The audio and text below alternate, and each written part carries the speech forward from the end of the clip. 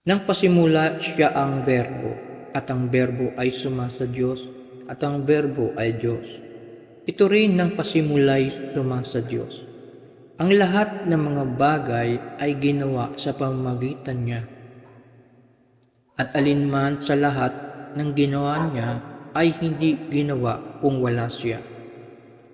Nasa kanya ang buhay, at ang buhay ay siyang ilaw ng mga tao. At ang ilaw ay humiliwanag sa kadiliman, at ito'y hindi mapag-unawa ng kadiliman.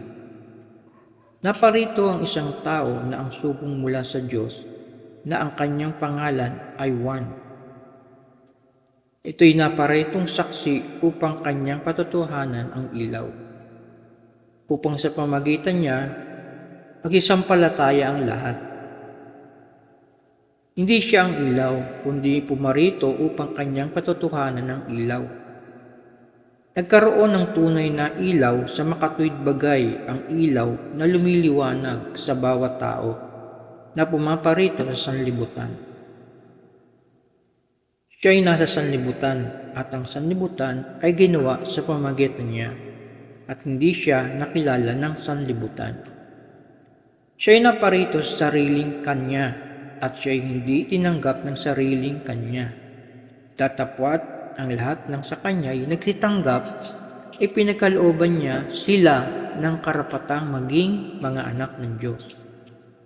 Sa makatuwid bagay ang mga nagsisampalataya sa kanyang pangalan, na mga pinanganak na hindi sa dugo, ni sa kalooban ng laman, ni sa kalooban ng tao, kundi ng Diyos.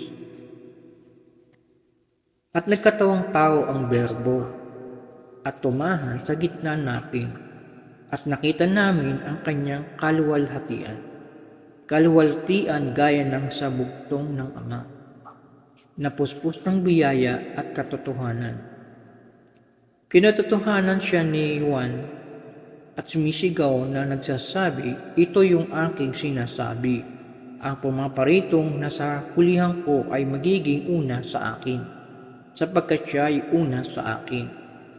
Sapagkat sa kanyang kapuspusan ay nagsitanggap tayong lahat, at biyaya sa biyaya, sapagkat ibinigay sa pamamagitan ni Moises ang kautusan, ang biyaya at ang katotohanan ay nagsidating sa pamamagitan ni Jesucristo.